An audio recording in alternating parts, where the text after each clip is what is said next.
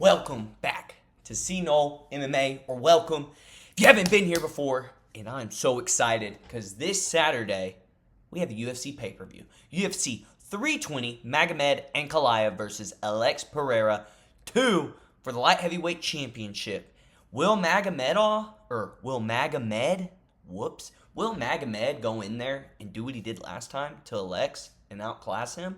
Or is Alex going to reclaim his light heavyweight belt? We are about to go through the whole card, bottom to top, and we will be discussing, and I will be making my picks on who I think is going to win this weekend. And I just got to tell y'all, man, do I need a UFC pay-per-view in my life this Saturday. So let's go ahead and get right into it. Go ahead, go to the comments, and drop your picks for this weekend. Let's start off. Oh my goodness. Let's start off with. Wow, guys. I don't. This is a good fight. Oh my gosh. So I'm gonna have to break it. I'm gonna have to break some bad news to y'all. If you want my in-depth breakdown of this stylistic clash between Veronica Hardy and Brogan Walker, you're gonna have to go ahead and go over to my OnlyFans. CNOL MMA is the OnlyFans username. $69.99 a month. And that's where you'll find the hour, 35-minute breakdown of just a stylistically phenomenal fight.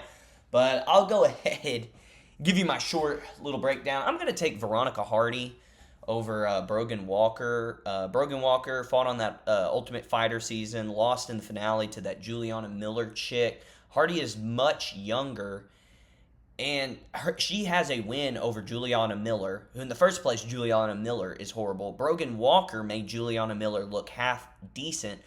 So I'm going to go ahead and go with Veronica Hardy to win 30-27. And, Veronica Hardy, she seems like, especially for a feminine, female fighter, she's pretty, she's pretty all right, man, especially compared to the other female fighters. So I like Veronica Hardy to get this done. Probably a 30-27 decision win, right in a 3-fight win streak. Brogan Walker just has not shown anything whatsoever in the UFC. And Veronica Hardy's been in the UFC for a little bit at this point, so she has more experience. So just go ahead and give me Veronica Hardy, 30-27 decision win. Moving on to a sleeper fight. I actually think this is going to be a pretty good fight. Austin Vanderford taking on Ramiz Brahimajah, however you say it. I'm gonna take Vanderford. I'm gonna take Austin Vanderford here. Paige Van Zant's, whatever, they have an OnlyFans too. But I'm gonna go ahead and take Austin Vanderford. Yeah, I know Ramiz has kind of looked hot here lately in his past few fights, beating guys. I believe he beat Billy Ray Goff and Mickey Gall, but Billy Ray Goff and Mickey Gall really don't have much to offer besides beating other bottom feeder guys in their respective weight classes. So I'm going to take Austin Vanderford. I think he has the advantage on the ground. I think he will be more composed.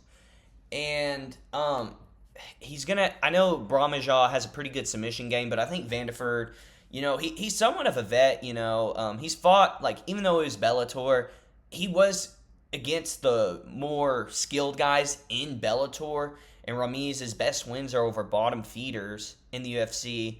So Vanderford probably has, honestly, a couple better wins, even though those Bellator boys aren't that good to begin with.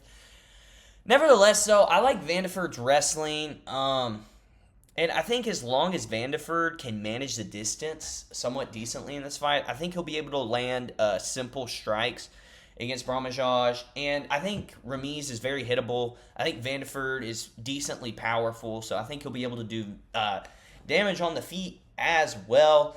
And I think I'm liking Vanderford second round KO.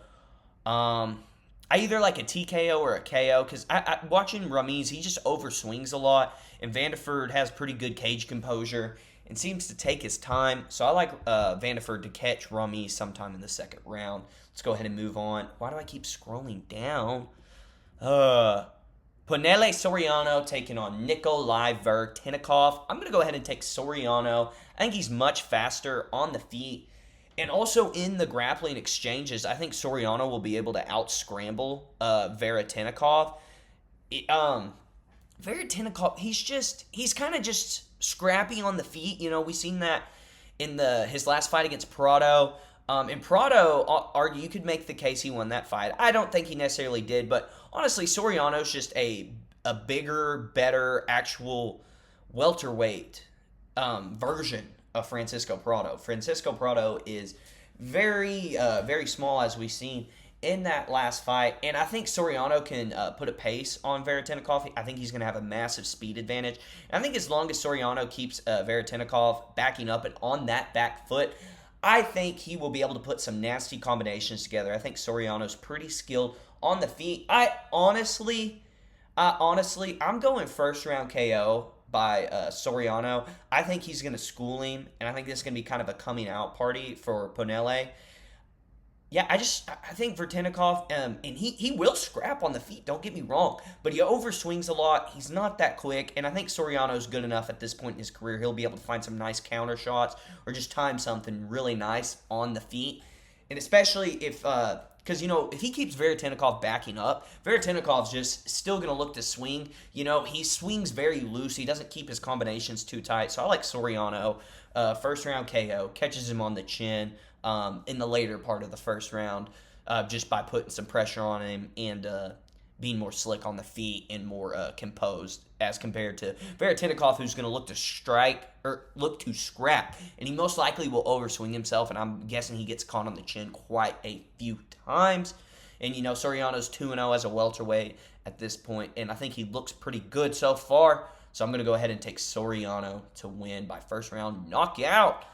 Moving on to another, man, there's some underratedly good fights. Like that last one, like Soriano's somewhat of a decent prospect in the welterweight division. And then we had the Vanderford Ramiz fight. So there's some, like, this is early prelims, this is crazy. You know, I'm not a hardcore fan, I guess, because, you know, Patchy Mix. I don't... I wasn't watching too many Bellator cards back in the his A or KSW. I do watch some KSW highlights here and there, though. But I really like this fight. And even though Patchy Mix coming off that loss against Bautista, Mario Bautista is very good, first and foremost. Jacob Wilklach, coming out of KSW, I've watched some highlights. He's pretty good, but he's very basic. More of a grappler for sure. Can do damage on the feet, but he also he doesn't put combinations together very well. And on the other hand, Patchy Mix, even though he looked super stiff and did not move that head off a center line too much against Mario Bautista, I still think in a fight like this against Wilklach, I think he'll be able to do damage on the feet. I think his range will play a huge part in this. I think he has a good shot to establish a jab, attack the calf kicks a little bit. And I feel like I see this fight very, very clearly. Mix is going to look a lot less stiff on the feet. He's going to use his range, right? And I think he's going to start hurting Wilklach on the feet. I think Wilklach will look kind of stiff, like Mix did in his debut. And I think Wilklach will start panic shooting. Not necessarily like... I don't think Mix is necessarily going to have him wobbling, but I think Wilklach is not going to like getting hit by Mix, and I think Mix, what he's going to do is take advantage of that, and I think on one of those sloppier takedown attempts, I think Patchy Mix is going to snatch up some sort of front choke, some sort of, or possibly even a guillotine, and I think he's going to submit him. Patchy Mix is a very good guy. He's very solid on the ground, finishing ability there as well. Those long limbs help him a lot with, you know, securing chokes and whatnot. And I think the only chance Wilklach has here is if he is able to smother Mix, keep him on the back foot, and especially on his back. But just watching his fights, I don't think he has the skill on the feet and the footwork to be able to do that. So I think this is an easy win for Patchy Mix. For the first time ever, had to take a phone call and had to stop the recording. But let's go ahead, get right back into what we were talking about. Waste no time and no in-depth.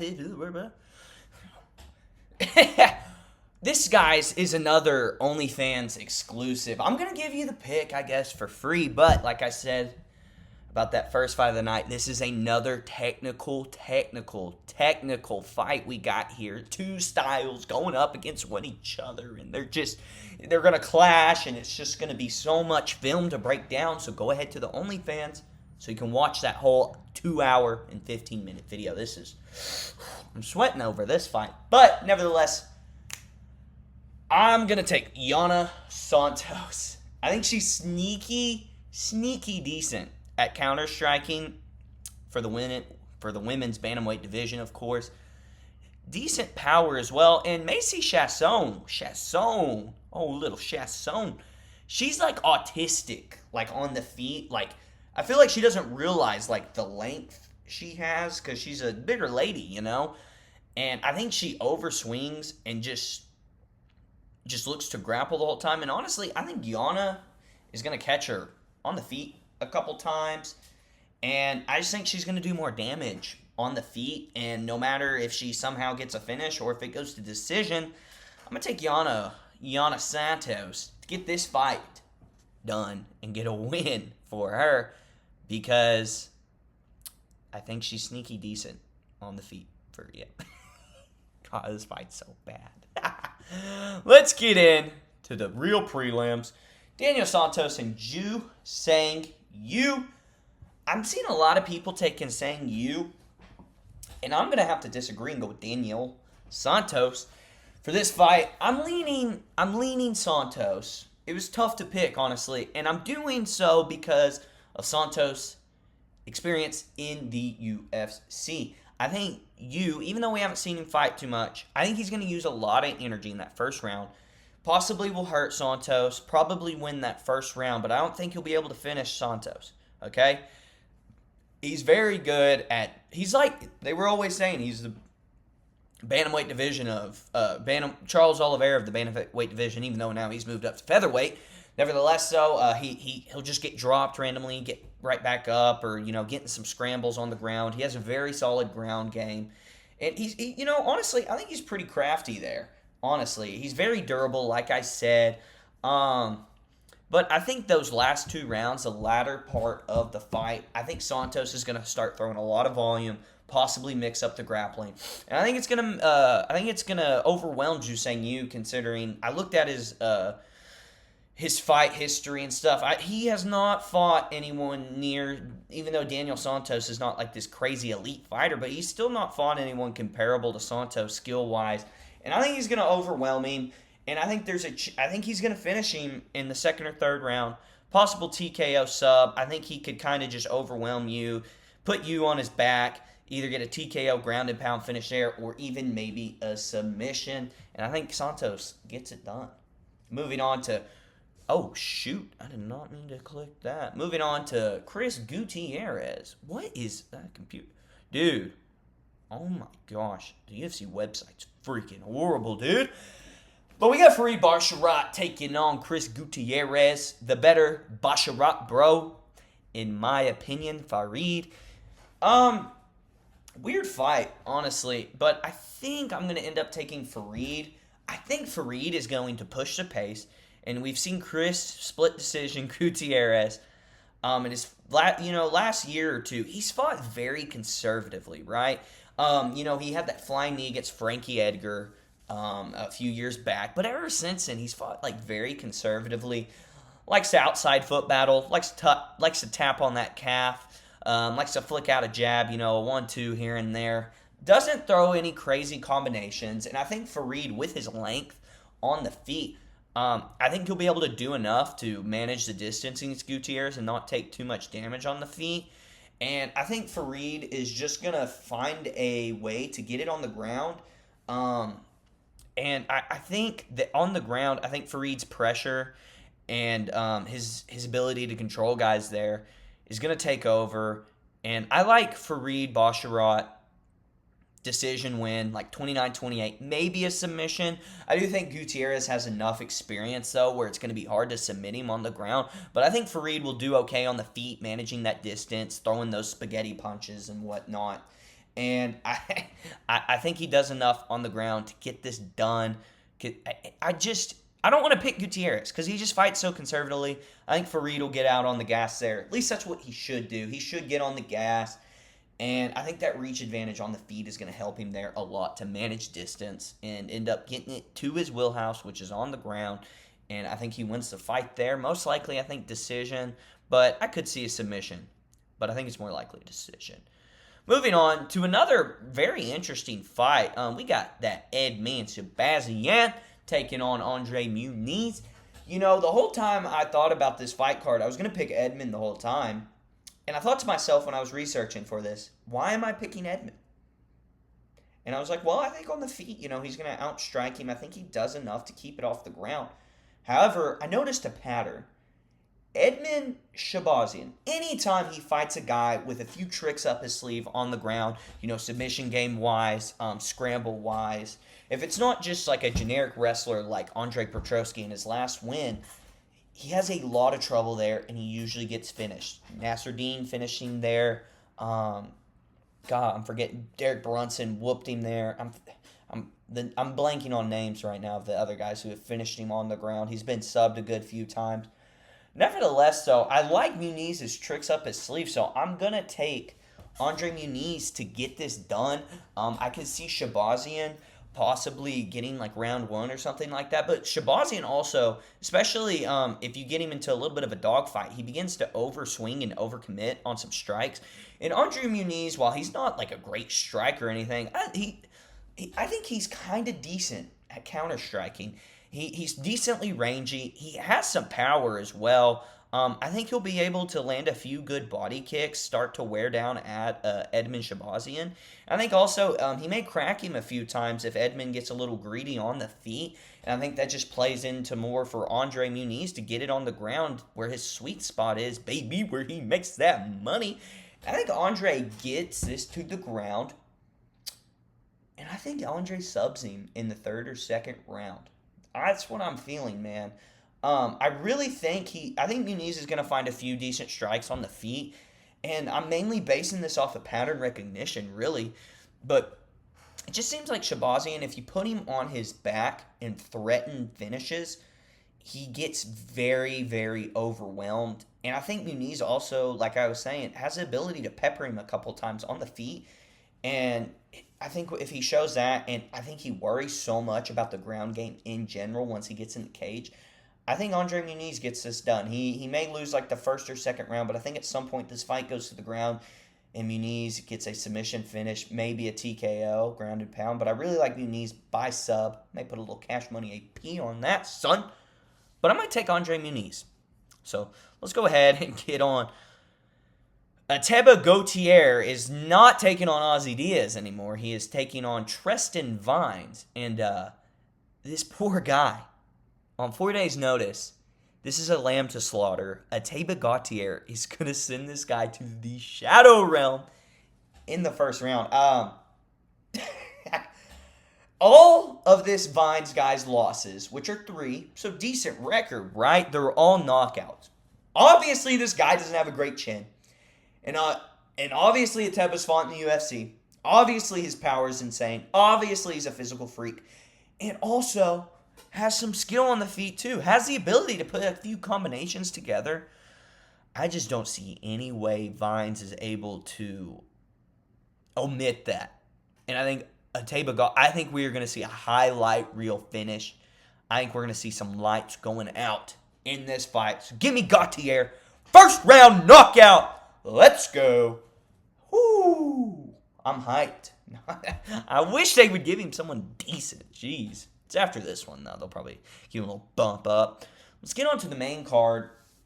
And this is actually a very good fight, I think. And I think this is the fight Joe Pyfer puts all those skills and all that hype together. I think he's going to put it all together in this fight. And I think he's going to knock out Abus Nurmagomedov. Okay, Doug. Okay. Wow. Sorry, my cat. Dude, we're not doing this right now. Okay. So, back to the video. Gosh dang, this cat. He's crazy, man. He's fat, too. Again, this is a fight Joe Pyfer puts it all together. I don't think he gets the credit he deserves for how well-rounded he is. he is a very physically gifted guy, and I feel like a lot of people are not giving him enough credit for how much of a speed advantage he's going to have in this fight. I think he's going to have a significant speed advantage. And for how like physical he is, he's not super plotty, right? He has decent footwork. So I think it's going to be a challenge for Abus to get him on the ground because of his footwork and speed compared to him, and also just his physicality and he's a good grappler. He's a wrestler by trade, right? So I think he's going to have the takedown defense to be able to omit that part of Abus's game. And I honestly think at some point Joe Pyfer could even put Abus on his back and put some pressure on him. However, though, I think Joe Pyfer is going to come forward. I don't think he's going to respect the power of Abus.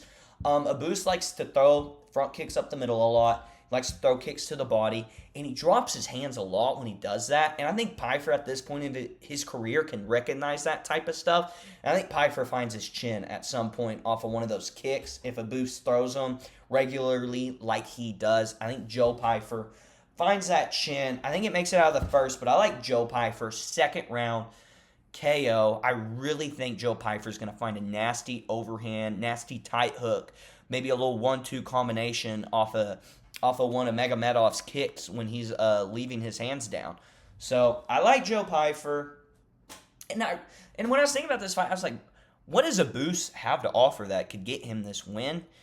And the only thing I could think of is Joe Pyfer going way too hard in the first, or overpacing himself like he did in the last fight with Gastelum and getting down on the scorecards. But I think it's going to be a little easy for Pyfer to find the chin. I don't think Abus's striking defense is all that impressive. And I think Joe Pyfer is going to put the pep on him. And I think he's going to put his lights out in the second round. Moving on to another. Car alarms going off. That's freaking fantastic. Right in the middle of my video. We got a featherweight bout with some implications. We got Josh Emmett taking on Youssef Zalal. I don't know if this is necessarily a hot take, but I think Youssef Zalal is going to absolutely school Josh Emmett. I think Josh Emmett is going to look like he doesn't belong in the cage with Youssef Zalal in this fight. As Josh Emmett's career has progressed, dude has one weapon. Feint, duck, meaty overhand. That's all he does.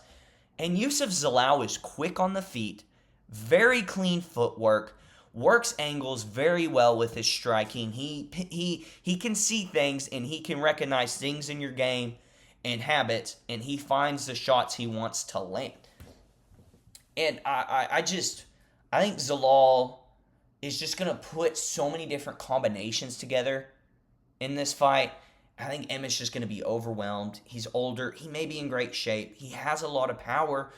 But Zalal he's going to play it safe if he wants to, and he probably will. We've seen that in about all of his fights. He's going to play it safe. He's not going to let Josh Emmett catch him with one of the meaty freaking clobbers of an overhand, you know? And Emmett never uses his wrestling or mixes it up in any real way. And Zalal is so much faster and lighter on the feet. I think he's just going to find shots everywhere. He'll mix in the kicks. He's going to work the body, and I think Zalal is going to absolutely school Josh Emmett. Give me like a 30-26 unanimous decision victory for Youssef. I think he's going to play it very safe. I think this could... What I'm hoping this is Youssef Zalal putting it on Emmett, but I could also see it just being him point fighting in a way and playing it very safe. But I'm hoping Zalal... and he can do this. I believe he can. He can find a rhythm with his combinations and his reads on the feet. And I think he can really beat up Josh Emmett in this fight. So I like a dominant decision win for Youssef Zalal. Preferably actually having some volume in his strikes and putting multiple combinations together. But he could also, he could just piece it here and there in the rounds, just avoid getting hit and make this kind of boring, I think, as well. But I think Zalal has the ability to really put it on Emmett in this fight. May not get the finish, but really still be able to put it on him and damage Josh Emmett quite a bit. And even if he doesn't land that much, Josh Emmett bruises and bleeds on his face so bad it's going to look like someone took a bat to his face. So give me Youssef Zalal, man. Yusuf Zalal by dominant win. He's going to outclass smoke Josh Emmett. Moving on to the fight I'm most excited for Saturday. Yuri Prochazka and Khalil Roundtree. Dude, Doug, what are we doing here, man? We got to cut this out. No. I'm sorry, guys. What do you... Gosh dang it. Chill out. Golly. He's going to make me mad. Look at him. Who do you think's going to win? Okay. So, according to... No, I'm just kidding. Oh, Doug. He knows the fight game. He watches them all with me. My official prediction for Yuri Prochazka and Khalil Roundtree. Yuri Prochazka, third round knockout. And here's why. I think Khalil's going to come out very strong in the first round. Possibly drop or do a significant amount of damage to Yuri. Yuri will probably drop that round. And I think Khalil he will think he's going to cruise to a win after that first round. But Khalil, he is dangerous, but he doesn't have lights out power. He's powerful, not crazy powerful though. Yuri's more powerful than him. And Khalil, for as good as he is on the feet, he throws very basic stuff. He's not putting any crazy combinations together. He does have very nasty leg kicks. That is what worries me the most in this fight, are those leg kicks. But as we've seen with Yuri with his new and improved head movement, he gets in the gym and he trains and he looks to get better. So I really do think, even though I still think no matter what, those leg kicks are going to be a problem for Yuri, I think he's going to be able to, I think he has already recognized that and has added things in his game to prevent that, whether it be footwork, whether it just be more on the mind to check the kicks. Nevertheless, though, I don't think Khalil has anything to offer Yuri once it gets out of that first round. And I think once it gets out of that first round, Yuri's going to start to get weird. He's going to get... Dude! He's going to get really freaking weird with his strikes and combinations and what he throws at Khalil. And I think Khalil is going to get very overwhelmed by that. And I think Yuri's just going to find a shot and put Khalil out. He's going to get him. He's just going to get him, in my opinion. What was I going to say? So, Khalil, right? When he is not able to go in there and throw like basic sparring combinations, and even though it's very crisp and it's very good, when he's not able to do that and someone starts bringing the pressure to him and throwing at him, like that's what Alex did. That's what happened in the title fight. He was beating Alex at first. He was. But as soon as Alex started coming in forward and throwing some heavy shots, Khalil wilted immediately and was overwhelmed and did not know how to defend himself. I think that's only going to be worse with Yuri, because Yuri is so unorthodox and weird and crazy with his strikes. Yuri's just never going to stop coming forward. And I think at some point, one of his weird strikes, or maybe just a nice freaking left hook, little nice freaking straight right, something down the pipe or something, he's going to find that chin of Khalil, and Khalil will be overwhelmed. And I just don't think Khalil will be able... We've seen this. I don't think he'll have the output or the volume to really damage Yuri enough to get him hesitant of his power and his strength and his skill to where Yuri won't be just pressing the fight forward looking to decapitate Khalil Roundtree. And I honestly think Yuri could also possibly put Khalil on his back. I don't necessarily think that will happen, but I think it is a possibility. But I like Yuri to get him, man. I like him to go out there and freaking find that chin, man. I really think it's going to happen.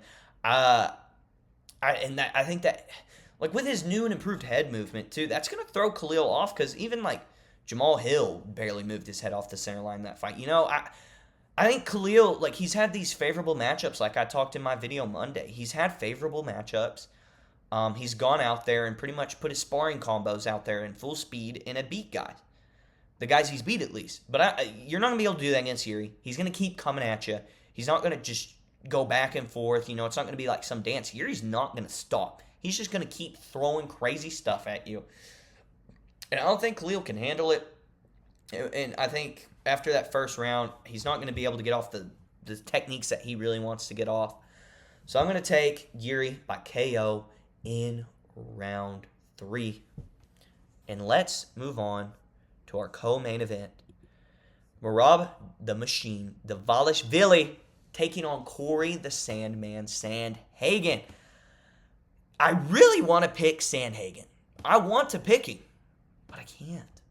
What does he have to offer besides a possible shot in the dark, flying knee up the middle? That's all he has to offer. And Merab has a freaking granite chin. Merab's going to maul him, guys. He's going to maul him. Corey may win one round, possibly two. But I think even like when they get up close and Merab initiates those grappling exchanges, and even when Corey's scrambling, Granby rolling, freaking scissor kicking his way out, I think in those tight, close quarters, Merab has a good amount of pop on his shots, and he's recently been working on the body. He'll work the body with his boxing, and we've seen that in the Sean and the Umar fight recently. I think there's good chances for Merab in those close quarters with Corey to possibly find a short little uppercut, short tight hook, rip nasty shots to the body, and put some damage on Corey. I think once Corey gets on his back, I think you're given, like, Corey being lengthy and lanky like that has its advantages, but with a guy like Merab, I think that's just more body for Merab to grab on, hook, control, more thigh to knee, man, more knee to the thigh, baby. And I just don't see a world where Corey wins, man. I do think like the takedown defense and the grappling exchanges will be interesting in that first part of the fight, but Corey's not as fast as he used to be. He's just not. Watch the tape. He's not. I think Merab's going to keep him on the back foot, and even when Corey decides to come forward, man, I just he has pillow hands, man. He doesn't have the power that you need to beat a guy like Merab, you know. And I think Merab, I don't see him losing until he retires. I've said this many times. I don't see Merab losing. He's only getting better. And honestly, I think Corey is going to try really hard those first 3 rounds. Really go out there and make this a fight as best as he can. And I think Merab's just going to keep wearing on him. I don't think Corey will be as consistent in defending takedowns like Umar did. With how lengthy he is, Merab's going to get that leg, hook it. And I like Merab to finish him late on the ground. I think we're seeing like Merab improve. I think that's going to be the story of his career. Even though he's champion, he's still improving. So I like to see Merab get a finish late on the ground. Ground and pound or submission. One of those two. But ask yourself, what does Corey have to offer? Yes, his takedown defense and his scrambling will probably help. To some extent, no doubt. Especially compared to most, right? He has no power. He's gotten slower. And I think he overthinks everything. At some point, dude, you worked in camp, you worked your technique, you worked your combos, you've seen what you think is going to work. Put him out there and throw it. And I don't think he does that. I think he thinks too much in the fight. I think time goes by for him really, really fast because he overthinks. And Merab doesn't. He's just coming. Pause. He's just coming for you. He's coming to you. He's coming straight down the pipe, and he's going to beat you. That's his game plan, man. And he's just going to put that pressure on you. I think, and like I was saying, I really think people are going to be shocked with what Merab will have to offer on the feet, especially in those close quarters. And with the pressure, and Sean was decent with that, because if Merab's on the inside, Sean's footwork is really good in like his defensive boxing, right? So Merab only hit him kind of on winging stuff, unorthodox stuff, right? But Corey, he's more Karate Kid style, right? He's gonna leave a little more openings, especially in those tight quarters. I think Merab's gonna catch him sometimes and put the pop on him. And I think Corey's gonna be a little, whoa, what have I gotten myself into in this fight? I thought I just needed to stuff takedowns and then I could kickbox this guy to death, right? And I think Merab is not gonna let that happen. I think he's still improving.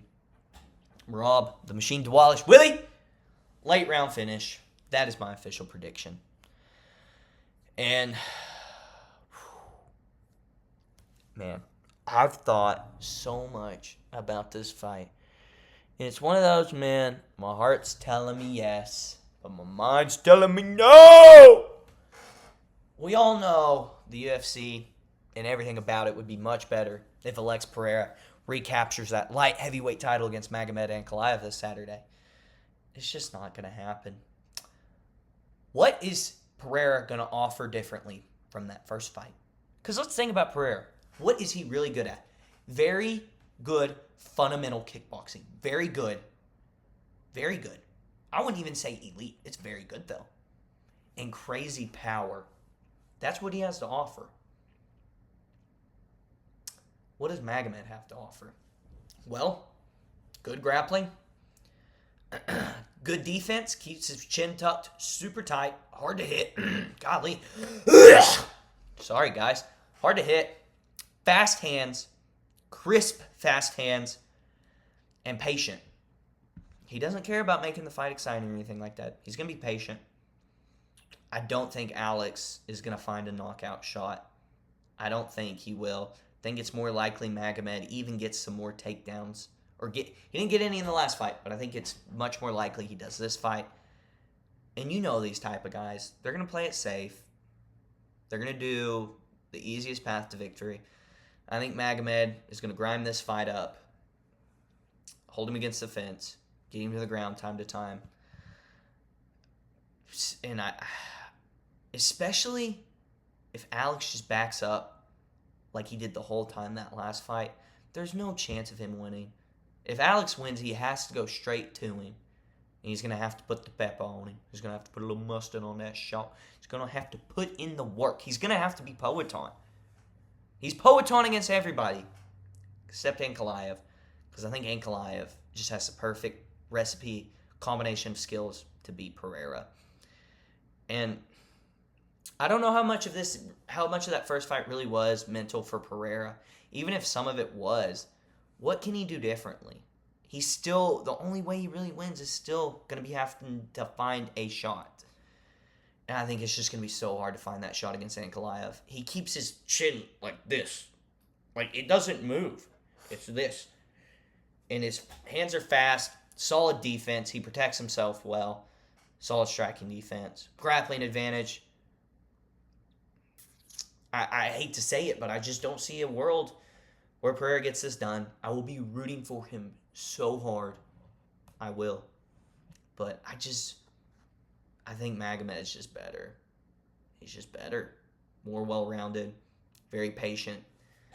Very safe fighter. Not the most boring fighter or anything like that, but Magomed's going to get it done, man. I just don't see a world. I really want to change my pick right now so bad. I keep thinking, like, no, Alex is going to get him, man. He's going to freaking trauma. But, no, I can't. I can't do it. Magomed's going to win. He's the pick. He's going to be the winner, sadly. And I'm so excited for this pay-per-view, but I have a really bad feeling we're going to see another sick prelims. We're going to get to this main card, and it's not going to be that good. But, nevertheless, those are my picks, guys. That is my preview for this weekend's pay-per-view. Please drop a comment below about what you think about my picks. Drop your picks. Tell me where you disagree. Tell me where you agree. And it would mean the world to me if you could subscribe to my channel, Seen All MMA. If you could like this video, and if you could drop a comment. I love making these videos. So fun. I just hope I get some people who enjoy these videos, so I'm not just making it for nobody. But nevertheless, if you've watched the video this far, I love you. I really do. I really appreciate it. And, like and subscribe. Let's get ready for this weekend, boys. Let's get ready. UFC pay-per-view. Let's be excited. Let's live a little bit. Like I said, if you've watched this video, if you've been watching the videos, I love you. Christ is King.